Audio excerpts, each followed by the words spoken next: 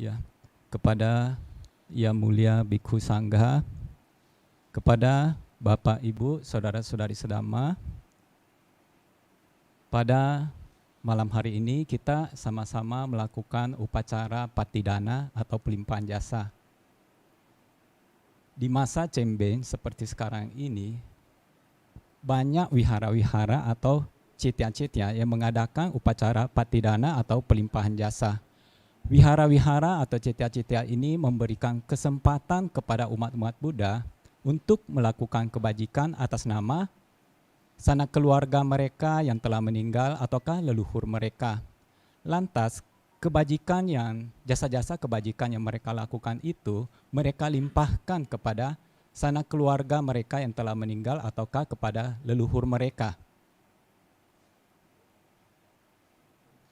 Jasa-jasa kebajikan yang dilakukan kemudian dilimpahkan kepada sanak keluarga yang telah meninggal ataukah kepada leluhur mereka adalah salah satu perbuatan baik yang bisa kita lakukan untuk membantu sanak keluarga kita yang telah meninggal. Mengingat betapa besar jasa mereka di dalam kehidupan kita. Mereka telah banyak melakukan kebaikan untuk diri kita. Kita bisa hidup sampai sekarang ini menjadi orang hebat seperti sekarang ini tidak bisa terlepas dari bantuan orang lain. Bantuan dari keluarga kita, orang tua kita, saudara, sahabat, teman-teman kita. Ketika kita kecil, ketika kita baru dilahirkan, kita belum bisa melakukan apa-apa untuk kelangsungan hidup kita. Kita sangat bergantung kepada orang tua kita. Orang tua kita lah yang memberi kita makan, minum, pakaian, tempat tinggal, perlindungan, kasih sayang, pendidikan, pengetahuan, keterampilan, dan berbagai macam kebutuhan-kebutuhan hidup lainnya. Demi supaya kita bisa bertahan hidup, demi supaya kita bisa melangsungkan kehidupan ini dengan mudah. Kadang-kadang di dalam memenuhi kebutuhan-kebutuhan hidup kita, orang tua atau sanak keluarga kita mengorbankan kepentingan mereka sendiri, kesenangan mereka, kebahagiaan mereka, kenyamanan mereka. Bahkan ada yang sampai mengorbankan anggota tubuh atau kehidupan mereka sendiri. Sungguh besar jasa dari orang tua kita, sanak keluarga kita. Sudah sepatutnya kita membalas kebaikan mereka.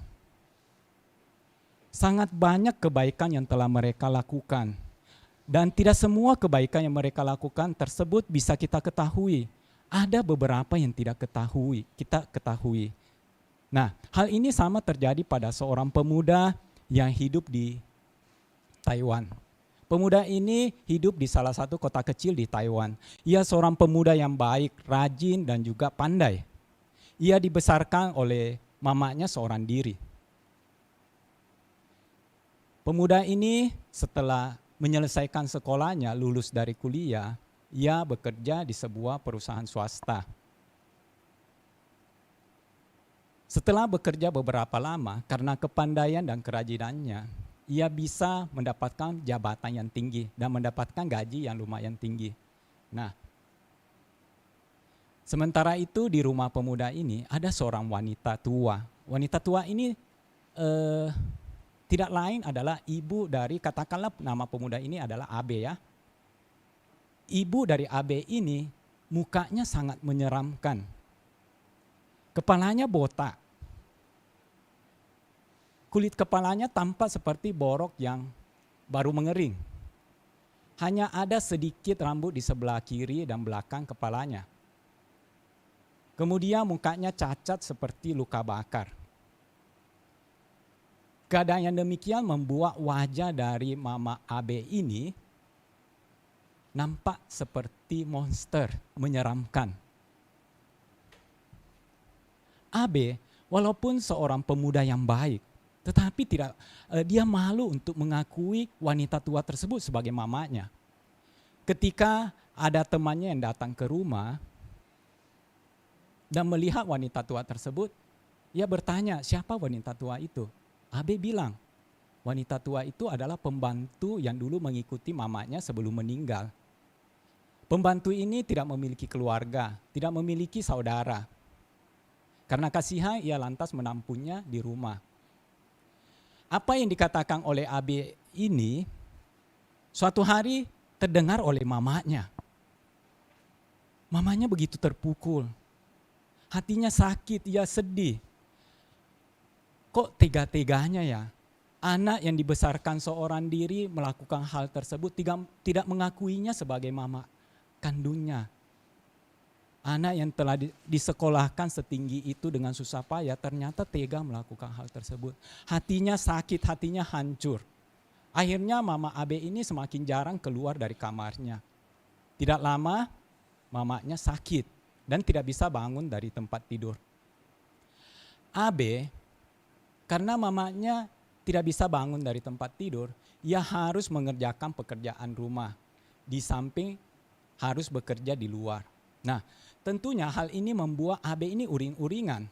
Sebelum berangkat kerja, dia harus melakukan pekerjaan rumah tangga, beres-beres, bersih-bersih, dan juga memberikan obat kepada mamanya. Karena ia juga merupakan anak yang baik. Kemudian setelah pulang kerja, ia tetap harus melakukan pekerjaan rumah tangga. Dan juga memberikan obat kepada ibunya, merawat ibunya. Tentunya tidak mudah untuk melakukan pekerjaan seperti itu. Suatu hari, Abe lagi mencari sesuatu. Ia mengacak-acak lemari mamanya. Ketika ia mengacak-acak lemari mamanya, ia menemukan sebuah kotak kecil. Ia mengira kotak kecil ini adalah kotak perhiasan. Ia membukanya. Ternyata bukan perhiasan.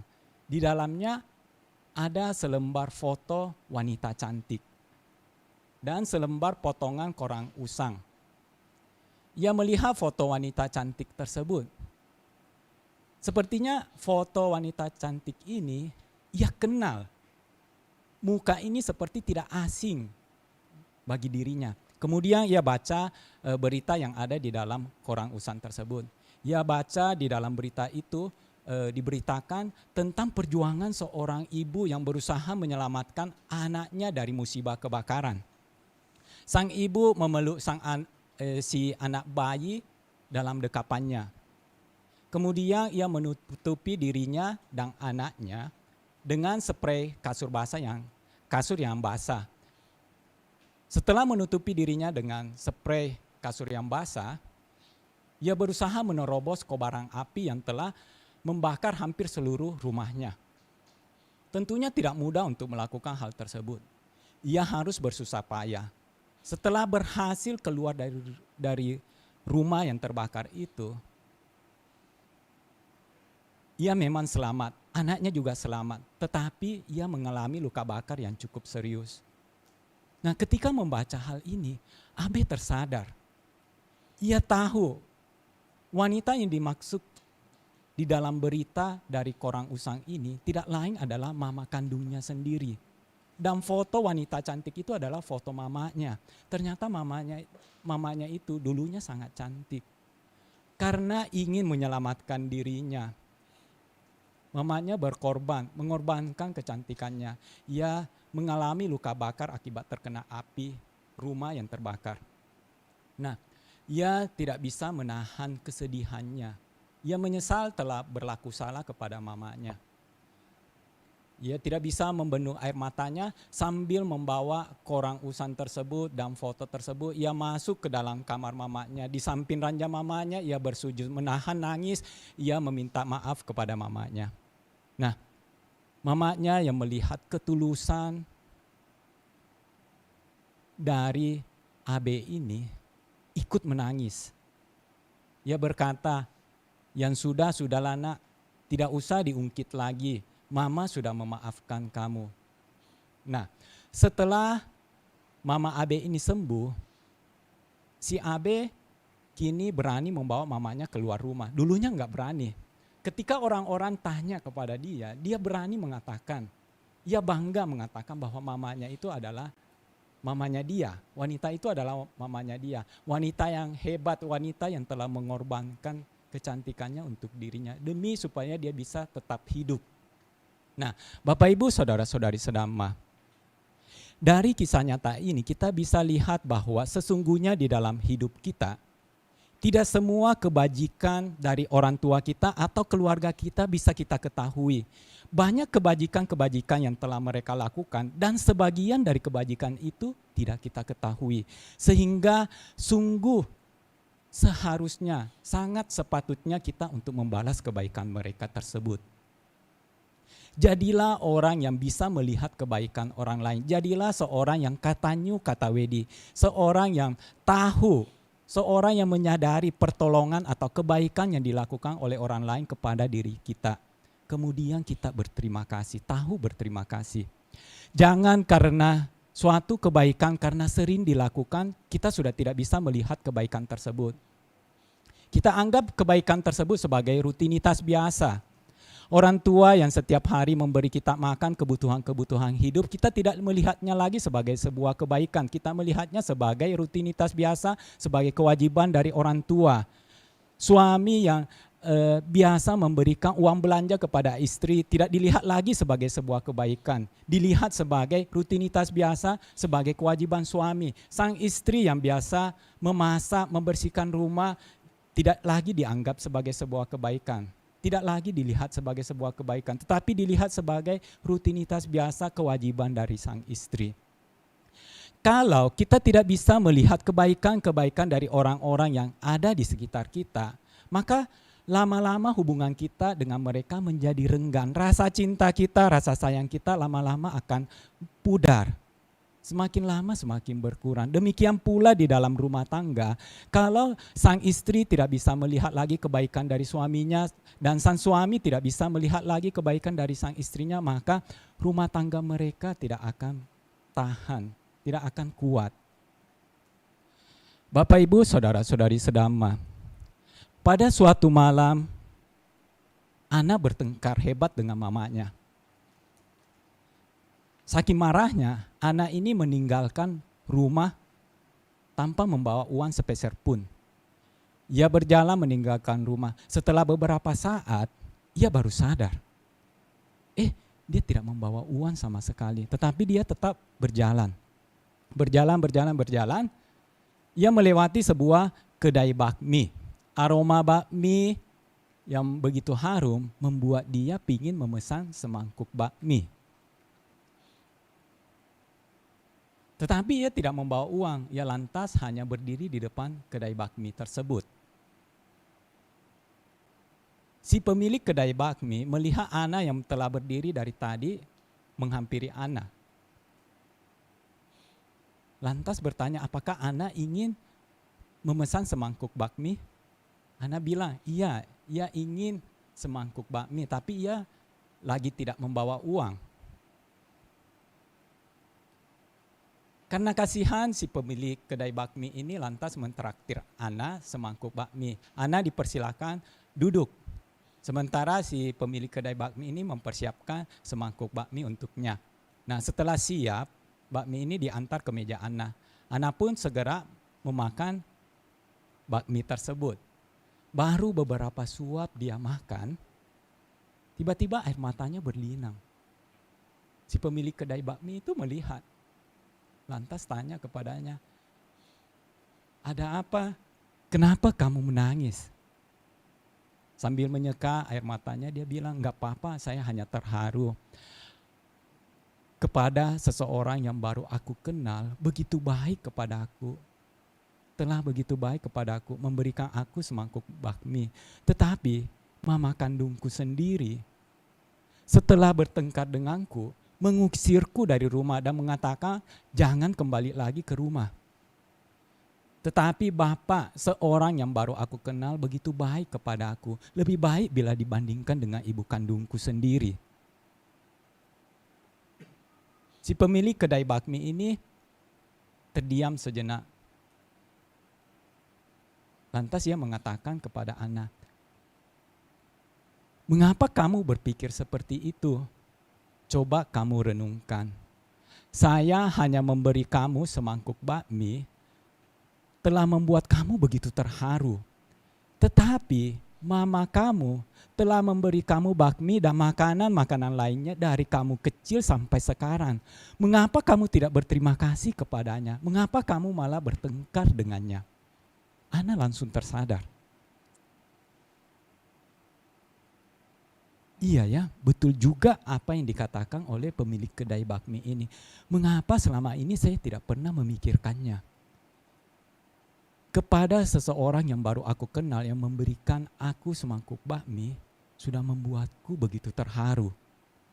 Tetapi mamaku sendiri yang telah memberi makanan begitu banyak dari aku kecil sampai sekarang ini, aku sama sekali tidak berterima kasih kepadanya. Bahkan memperlihatkan kepedulianku sedikit saja aku tidak lakukan. Hanya karena hal yang sepele aku bertengkar dengannya dan meninggalkan dia. Nah, akhirnya Ana segera menghabiskan bakminya. Menguatkan diri, ia pulang ke rumah. Ketika ia sudah berada di dekat rumahnya, ia melihat mamanya sudah menanti-nantinya di depan pintu rumahnya. Mamanya tampak seperti khawatir. Ketika mamanya melihat Ana langsung dipersilahkan masuk, disuruh masuk untuk makan. Nah, Bapak Ibu, saudara-saudari sedama, sama seperti kisah Ana ini. Tidak semua kebajikan-kebajikan yang orang lain lakukan atau orang tua kita, sanak keluarga kita bisa kita lihat sebagai sebuah kebaikan. Kadang-kadang kebaikan tersebut karena seringnya dilakukan berulang-ulang setiap hari, kita tidak melihatnya sebagai kebaikan lagi, kita melihatnya sebagai sebuah rutinitas biasa. Sehingga sangat dibutuhkan bagi kita untuk melakukan perenungan. Renungkanlah sering-sering kebaikan-kebaikan dari orang tua kita, dari sanak keluarga kita, dari orang-orang yang dekat dengan kita. Karena kita hidup itu tidak mungkin tanpa menerima bantuan dari orang lain. Kita pasti telah mendapatkan begitu banyak kebaikan-kebaikan dari orang lain. Nah, Bapak Ibu, saudara-saudari sedama, kita tahu orang tua kita, sanak keluarga kita sangat berjasa di dalam hidup kita. Sudah sepantasnya kita membalas mereka. Lantas, apa yang harus kita lakukan atau apa yang bisa kita lakukan untuk membantu mereka, sanak keluarga kita yang telah meninggal? Ada beberapa hal yang bisa kita lakukan untuk membantu sanak keluarga kita yang telah meninggal. Yang pertama, sering-seringlah melakukan patidana atau pelimpahan jasa. Ingat, sering-sering, bukan hanya sekali, bukan hanya pada masa cembeng, bukan hanya pada saat baru meninggal, tetapi sering-seringlah. Jadi, kita melimpahkan, ataukah mempersembahkan, ataukah memberikan jasa-jasa perbuatan baik yang pernah kita lakukan kepada sanak keluarga kita yang telah meninggal, kepada leluhur kita. Kita bisa lakukan hal tersebut dengan bertekad di dalam pikiran ataupun mengucapkannya keluar. Contohnya begini, semoga jasa-jasa perbuatan baik yang telah saya lakukan melimpah kepada mendiang si A, mendiang si B, mendiang si C, kepada semua sanak keluarga saya yang telah meninggal, kepada semua leluhur saya. Semoga mereka semua turut menikmati jasa-jasa kebajikan tersebut. Semoga mereka semua turut berbahagia. Nah, itu yang bisa kita lakukan. Contohnya demikian. Apabila sanak keluarga kita yang telah meninggal tersebut mengetahui kita melakukan pelimpahan jasa dan berbahagia atas pelimpahan jasa yang kita lakukan, pada saat itu mereka telah melakukan satu perbuatan baik yang baru. Kalau mereka sering-sering menerima pelimpahan jasa yang kita lakukan, maksudnya sering-sering berbahagia atas pelimpahan jasa yang kita lakukan, maka mereka bisa terangkat. Keadaan mereka menjadi lebih baik. Kalau seandainya mereka berada di alam yang menderita, maka kehidupan mereka bisa menjadi lebih baik. Mungkin mereka akan terlahir kembali di alam yang bahagia, di alam yang lebih baik. Nah, cara kerja dari pelimpahan jasa ini atau patidana bukan berarti karma baik yang telah kita lakukan berpindah tempat ke sanak keluarga kita yang lain. Tidak.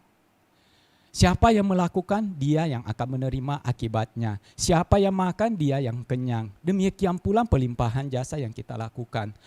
Pelimpahan jasa yang kita lakukan sebetulnya hanyalah memberikan kondisi kepada sanak keluarga kita yang telah meninggal, supaya mereka bisa berbuat baik.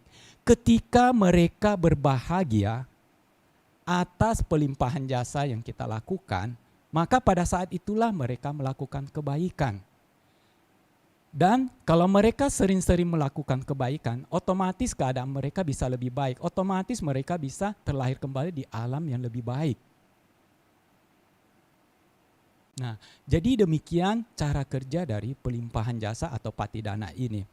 Pelimpahan jasa atau patidana sebetulnya bukan hanya ditujukan kepada makhluk-makhluk yang ada di alam peta atau alam hantu. Patidana ini bisa ditujukan kepada semua makhluk yang bisa berbahagia atas kebaikan yang telah kita lakukan, atas pelimpahan jasa kita. Pelimpahan jasa bisa kita tujukan kepada dewata, bisa kita tujukan kepada makhluk-makhluk yang lain, yang penting dia bisa berbahagia. Contoh dalam hal ini ada di dalam Macudana Jataka. Salah satu kehidupan lampau Sang Buddha, di salah satunya kehidupan lampau Sang Buddha, ketika beliau masih bodhisatta, beliau terlahir menjadi anak dari seorang tuan tanah. Di kehidupan yang itu, dia memiliki seorang adik. Nah, sepeninggal ayahnya, dia mewarisi usaha dari papanya menjadi tuan tanah. Suatu hari ia bersama dengan adiknya pergi ke sebuah desa untuk menagih utang. Ia pergi ke desa tersebut dengan adiknya dan berhasil mendapatkan uang sebesar 1.000 keping uang. Nah, kemudian mereka berdua kembali ke rumahnya masing-masing. Mereka tiba di tepi sebuah sungai. Tiba di tepi sebuah sungai, mereka beristirahat. Mereka masing-masing membawa bekal makanannya. Dan Sang Bodhisatta memakan bekal makanannya sendiri, sang adik memakan bekal makanannya sendiri. Setelah memakan bekal makanan masing-masing, ternyata Sang Bodhisatta memiliki sisa makanan. Sisa makanan ini lantas ia lemparkan ke sungai. Ia danakan sisa makanan tersebut kepada ikan-ikan yang ada di dalam sungai. Kemudian Sang Bodhisatta melakukan pelimpahan jasa. Ia bertekad, semoga jasa-jasa kebajikan ini melimpah pada makhluk dewata penghuni sungai ini. Di saat itu ada satu dewi yang menerima pelimpahan jasa yang dilakukan oleh Bodhisatta. Dewi ini berbahagia atas pelimpahan jasa yang dilakukan oleh Sang Bodhisatta. Karena menerima pelimpahan jasa dari Bodhisatta, kesaktian dewi ini meningkat. Kesaktiannya meningkat, ia lantas merenung, kok bisa ya kesaktiannya tiba-tiba meningkat. Setelah merenung, ia sadar bahwa kesaktiannya meningkat karena telah menerima pelimpahan jasa yang dilakukan oleh Bodhisatta. Nah, karena mengetahui hal ini, ia bertekad ingin membalas kebaikan dari Bodhisatta. Bodhisatta setelah memberikan makan kepada ikan-ikan dan melakukan pelimpahan jasa, beristirahat. Ia bentangkan pakaian luarnya di atas tanah dan kemudian tidur. Ketika Sang Bodhisatta tidur, adiknya yang memiliki pikiran yang jahat, ia ingin menguasai semua uang hasil tagihan tersebut sebesar 1.000 keping uang. Maka dia buatlah bungkusan batu yang mirip dengan bungkusan uang. Tiba saatnya mereka naik ke perahu menyeberang. Tiba di tengah-tengah sungai, sang adik menggoyangkan sisi perahu dan kemudian ia menjatuhkan bungkusan batu tersebut. Ia teriak kepada kakaknya, Sang Bodhisatta, saudaraku, uangnya terjatuh, apa yang harus kita lakukan? Sang Bodhisatta bilang, apalagi yang bisa kita lakukan? Uangnya sudah terjatuh ke dalam sungai. Tidak usah pikirkan lagi, tidak usah mengkhawatirkannya lagi. Nah, akhirnya mereka kembali ke rumah masing-masing. Sang adik begitu bergembira karena memikirkan bahwa dia sudah berhasil menipu kakaknya dan mendapatkan uang sebesar 1.000 keping uang. Nah, ada sedikit cerita yang belum Bante sampaikan. pada waktu uang tersebut jatuh, Sang Dewi yang tadi bertekad ingin membalas kebaikan dari Bodhisatta mengetahui hal ini. Dengan kesaktiannya ia membuat seekor ikan menelan bungkusan tersebut. Nah, kembali lagi, tiba di rumah sang adik begitu bergembira ya, ia lantas membuka bungkusan uangnya. Ketika membuka bungkusan uangnya, ia langsung kaget. Kok bungkusan uangnya telah berganti menjadi bungkusan batu. Yang ada di dalam bungkusan tersebut adalah batu-batu yang tadi ia buat. Jantungnya seperti mengering gitu. Ia lemas, terbaring di ranjang. Sementara itu di sungai, para nelayan menangkap ikan dengan jala. Nah, Sang Dewi lantas dengan kesaktiannya membuat ikan tersebut, ikan yang tadi menelan bungkusan uang, tertangkap oleh nelayan. Nah, nelayan ini lantas menjual ikan tersebut. Ia menjual ikan tersebut dengan harga yang sangat mahal, sehingga tak satu orang pun mau membelinya. Orang-orang pada mengetahui si nelayan-nelayan ini, mana ada harga ikan semahal itu. Ia menjualnya dengan harga 1.000 keping uang plus 7 keping uang logam. Tidak ada satu orang pun yang mau membeli ikan tersebut. Si nelayan pergi ke rumah Bodhisatta. Kemudian ia menawari ikan tersebut kepada Bodhisatta. Bodhisatta tanya, berapa kamu jual ikan ini ke orang-orang? Dia bilang 1.000 keping uang plus 7 keping uang logam. Tetapi untuk Bapak, maksudnya untuk Bodhisatta, cukup dengan 7 keping uang logam saja. Bodhisatta lantas membeli ikan tersebut.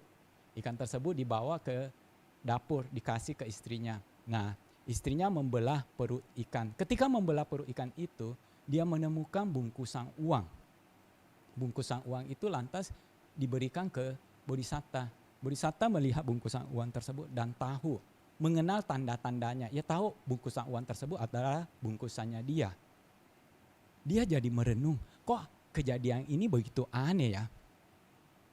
Si nelayan-nelayan ini menjual kepada orang-orang dengan harga 1.000 keping uang plus 7 keping uang logam. Kepada dia si nelayan itu hanya menjual sebesar 7 keping uang logam. Dia merenung, ini aneh. 1.000 keping uang ini adalah milik saya. Pantas si nelayan itu menjual kepada orang-orang dengan harga 1.000 keping uang plus 7 keping uang logam. Tetapi kejadian ini aneh. Nah, ketika merenungkan hal ini, Dewi penunggu sungai lagi berada di udara. Dewi tersebut langsung memberitahu Bodhisatta tentang kejadian sebenarnya. Ia menceritakan bagaimana ia mendapatkan manfaat dari pelimpahan jasa yang dilakukan oleh Sang Bodhisatta. Ia juga bercerita bagaimana sang adik memiliki niat yang buruk dan melakukan perbuatan-perbuatan buruk kepada kakaknya. Sang Dewi memberitahu Bodhisatta untuk tidak membagi uang tersebut. Nah, Sang Bodhisatta mendengar apa yang dikatakan oleh si Dewi. Tetapi Sang Bodhisatta, namanya Bodhisatta ya, orang yang baik gitu, mulia. Walaupun adiknya bersikap tidak baik, tetap dia mau berbuat baik kepada adiknya. Ia tetap membagi sama rata uang hasil tagihan tersebut, masing-masing 500 keping. Nah, Bapak Ibu saudara-saudari sedama, dari salah satu kisah perjalanan hidup Sang Bodhisatta yang tadi Bante ceritakan ini, kita bisa lihat bahwa pelimpahan jasa itu bisa ditujukan bukan hanya kepada makhluk-makhluk di alam peta, tetapi bisa ditujukan kepada makhluk lain, termasuk dewata. Hal ini ada juga di dalam Nandamata Sutta. Nandamata Sutta ada satu dewa, raja dewa yang meminta seorang ibu untuk melakukan pelimpahan jasa setelah berdana kepada sangga. Nah, itu adalah contoh-contoh. Bapak Ibu saudara-saudari sedama, pelimpahan jasa perlu kita sering lakukan karena belum tentu satu kali pelimpahan jasa yang kita lakukan pasti bermanfaat bagi sanak keluarga kita yang telah meninggal, belum tentu. Bisa aja mereka tidak mengetahui, bisa aja mereka tidak berbahagia. Makanya kita perlu sering-sering melakukannya. Semakin sering kita melakukannya, semakin banyak perbuatan baik kita. Semakin sering kita melakukannya, semakin besar kemungkinan kita berhasil membantu sanak keluarga kita yang telah meninggal. Itu poin pertama atau hal pertama yang bisa kita lakukan untuk membantu sanak keluarga kita yang telah meninggal. Hal yang kedua, berikanlah persembahan kepada sanak keluarga kita yang telah meninggal. Persembahan makanan atau minuman ke mereka.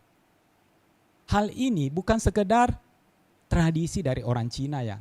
Bukan sekedar tradisi dari suku-suku tertentu. Memberikan persembahan di makam mereka ataukah memberikan persembahan di altar mereka. Sebetulnya sesuai dengan ajaran Sang Buddha.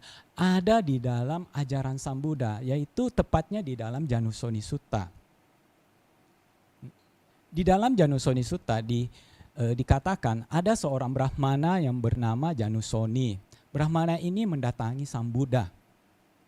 Mendatangi Sang Buddha lantas bertanya kepada Sang Buddha, Bante, kami para Brahmana biasa melakukan persembahan dan ritual peringatan kematian kepada sanak keluarga kami yang telah meninggal. Dan merenungkan, bertekad, semoga persembahan ini bermanfaat bagi sanak keluarga kami yang telah meninggal. Apakah persembahan yang kami lakukan tersebut betul-betul bisa bermanfaat bagi sanak keluarga kami yang telah meninggal? Nah, Sang Buddha menjelaskan. Bisa bermanfaat bagi sanak keluarga yang telah meninggal kalau kondisinya tepat, kondisinya sesuai, dan tidak bermanfaat kalau kondisinya tidak tepat atau tidak sesuai. Sang Buddha melanjutkan, kondisi yang bagaimanakah yang tidak sesuai? Nah, kondisi yang tidak sesuai tersebut, pertama, kalau sanak keluarga yang telah meninggal terlahir kembali di alam neraka, itu kondisi yang tidak sesuai. Yang kedua, kalau sanak keluarga yang meninggal terlahir kembali di alam binatang. Yang ketiga, kalau sanak keluarga yang telah meninggal terlahir kembali di alam manusia. Yang keempat, kalau sanak keluarga yang telah meninggal terlahir kembali di alam dewa. Inilah 4 kondisi yang tidak sesuai atau yang tidak tepat di mana persembahan yang kita lakukan tidak akan bermanfaat. Lantas kondisi bagaimanakah yang merupakan kondisi yang tepat, kondisi yang sesuai? Sang Buddha mengatakan, kalau sanak keluarga kita yang telah meninggal terlahir kembali di alam peta kelaparan, di alam hantu kelaparan, di mana makhluk-makhluk yang berada di alam tersebut memelihara dirinya, bertahan hidup di sana dengan cara memakan makanan hantu kelaparan, ataukah memelihara dirinya dengan memakan apa yang dipersembahkan oleh sanak keluarganya di dunia ini. Jadi persembahan-persembahan yang kita lakukan tersebut bukan hanya sekedar tradisi orang-orang Cina, bukan hanya sekedar tradisi dari suku-suku tertentu, tetapi itu sesuai dengan ajaran Sang Buddha. Dan di dalam Janusoni Sutta ini tidak dikatakan tentang pelimpahan jasa, tetapi dikatakan tentang mempersembahkan atau berdana kepada sanak keluarga kita yang telah meninggal.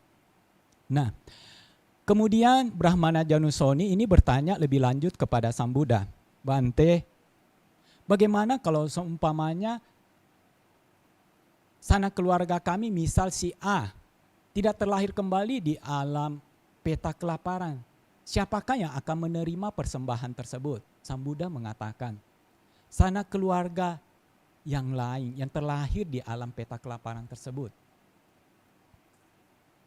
Brahmana Janusoni bertanya lebih lanjut, lantas siapakah yang akan menerima persembahan tersebut kalau tidak ada pun sanak keluarga kami terlahir di sana? Sang Buddha menjawab, dalam rentang waktu yang begitu panjang dari samsara, hal itu adalah tidak mungkin. Alam itu kosong dari sanak keluarga kita yang telah sanak keluarga kita. Nah, kita itu telah hidup mati dan hidup berkali-kali, sangat banyak. Dan di antara salah satu kehidupan kita, pasti ada sanak keluarga kita yang terjatuh di alam peta kelaparan. Nah, makanya persembahan yang kita lakukan pasti bermanfaat. Bermanfaat bagi sanak keluarga kita yang telah meninggal. Walaupun demikian, apapun yang kita lakukan, pemberian apapun pasti tetap akan bermanfaat bagi kita karena itu merupakan perbuatan baik. Jadi cara kita membantu sanak keluarga yang telah meninggal, salah satunya lagi adalah berikanlah persembahan kepada mereka. Persembahan seperti makanan, minuman di altar mereka atau di pemakaman mereka. Bante sendiri setiap uposata akan memberikan persembahan kepada leluhur atau sanak keluarga Bante yang telah meninggal. Nah, persembahan ini bisa kita makan kembali atau bisa kita danakan kembali ke orang lain, ke orang-orang yang membutuhkan. Biasanya Bante lakukan keesokan harinya. Makanan-makanan yang masih bisa dimanfaatin, yang masih bisa dimakan, Bante makan lagi. Ada sebagian dibagikan, didanakan ke orang lain. Nah, itu poin kedua yang bisa kita lakukan. Hal kedua yang bisa kita lakukan. Hal yang ketiga adalah sering-sering pancarkan cinta kasih kepada mereka. Pancarkan pikiran-pikiran yang baik kepada mereka. Semoga mereka berbahagia. Semoga mereka terhindar dari mara bahaya. Semoga mereka terbebas dari penderitaan batin dan jasmani. Semoga mereka terbebas dari mendengki dan didengki. Semoga mereka terbebas dari menyakiti dan disakiti. Jadi kita memikirkan hal-hal yang baik untuk mereka. Kalau kita sering-sering melakukan hal ini, kekuatan cinta kasih kita kuat, hal ini bisa berpengaruh ke mereka, ke makhluk-makhluk halus. Di dalam kitab komentar Wisuddhimagga ada diceritakan tentang seorang tuan tanah bernama Wisaka. Tuan tanah ini kaya raya. Di usianya yang telah lanjut, ia memutuskan untuk menjadi bhikkhu. Kemudian setelah menjadi bhikkhu, ia berlatih meditasi cinta kasih. Ia ahli di dalam meditasi ini. Lantas, suatu saat ia masuk ke dalam hutan dan menetap di dalam hutan tersebut. Ia berlatih diri bermeditasi cinta kasih. Nah, setelah 4 bulan menetap di dalam hutan itu, ia ingin meninggalkan hutan tersebut. Di malam hari sebelum dia meninggalkan hutan tersebut, tiba-tiba ia mendengar suara tangisan. Ia tanya, ia bilang, siapa itu? Terdengar jawaban, saya yang mulia, makhluk dewata penunggu pohon. Kenapa kamu menangis? Karena yang mulia akan meninggalkan hutan ini. Emang apa manfaat saya ada di tempat ini? Selama yang mulia tinggal di sini, para dewata dan makhluk halus yang ada di sini menjadi ramah tamah dan bersahabat satu dengan lainnya. Kalau yang mulia meninggalkan tempat ini, maka mereka akan mulai bertikai, bertengkar. Mendengar hal ini, Bante Wisaka tidak jadi meninggalkan hutan tersebut. Ia lanjut tinggal di hutan tersebut. Ia terus bermeditasi cinta kasih. 4 bulan berlalu, ia putuskan ingin meninggalkan hutan itu lagi. Kembali ia mendengar suara tangisan lagi. Akhirnya Bante Wisaka tidak jadi meninggalkan hutan dan terus di hutan itu dan berhasil mencapai tingkat kesucian arahata. Nah, pancaran cinta kasih kita ternyata bisa berpengaruh kepada makhluk-makhluk halus yang ada di sekitar kita, kepada dewata. Mereka lebih peka dibandingkan kita orang biasa. Dewata-dewata, makhluk-makhluk halus lebih peka, lebih bisa merasakan kekuatan pikiran kita. Sehingga kekuatan pikiran cinta kasih ini bisa mempengaruhi mereka. Nah, kalau kita sering-sering memancarkan cinta kasih kepada sanak keluarga kita yang telah meninggal, hal itu baik untuk mereka. Ada lagi cerita lain di mana dikatakan ada sekumpulan bhikkhu yang masuk hutan. Hutan tersebut banyak makhluk halusnya. makhluk halus ini tidak menyukai para bante yang ada di dalam hutan ini. Ia lantas mengganggu para bante, para biku tersebut. Nah, karena terganggu, susah untuk bermeditasi, para biku tersebut menghadap Sang Buddha konsultasi. Akhirnya Sang Buddha menginstruksikan kepada mereka untuk mengulang syair Karaniya Metta Sutta. Syair-syair tentang cinta kasih. Syair-syair tentang memancarkan cinta kasih kepada makhluk lain. Jadi dianjurkan untuk mengulang syair tersebut. Nah, para biku tersebut balik ke hutan dan mengulang syair Karaniya ini, Karaniya Metta Sutta. Nah, setelah mereka mengulang syair Karaniya Metta Sutta, para makhluk halus yang berada di dalam hutan tersebut menjadi tenang. Mereka tidak mengganggu lagi para biku, malah mendukung kehidupan para biku pada saat mereka ada di dalam hutan tersebut. Jadi sering-sering pancarkan cinta kasih kepada sanak keluarga kita yang telah meninggal.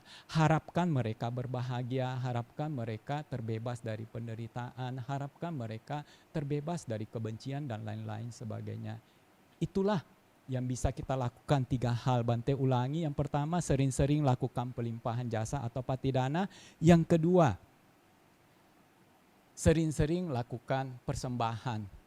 Ya kalau bisa setiap hari juga nggak apa-apa, kan bisa dimakan lagi, bisa didanakan lagi persembahan yang telah kita persembahkan kepada leluhur kita atau sanak keluarga kita. Jangan pikir setelah dipersembahkan kita tidak bisa makan lagi. Aromanya sudah berubah, ya memang berubah karena waktu, bukan berubah karena sudah dimakan. Yang mereka makan itu sesuatu yang lain, dimensinya lain. Sesuatu yang lain. Nah, kemudian yang ketiga, sering-seringlah pancarkan cinta kasih kepada mereka. Nah, itulah yang Bante ingin sampaikan pada upacara patidana di malam hari ini. Semoga apa yang Bante sampaikan pada malam hari ini bisa bermanfaat bagi kita semua. Akhir kata, sabbe satta bhavantu sukhitatta. Semoga semua makhluk hidup berbahagia. Sadhu, sadhu, sadhu.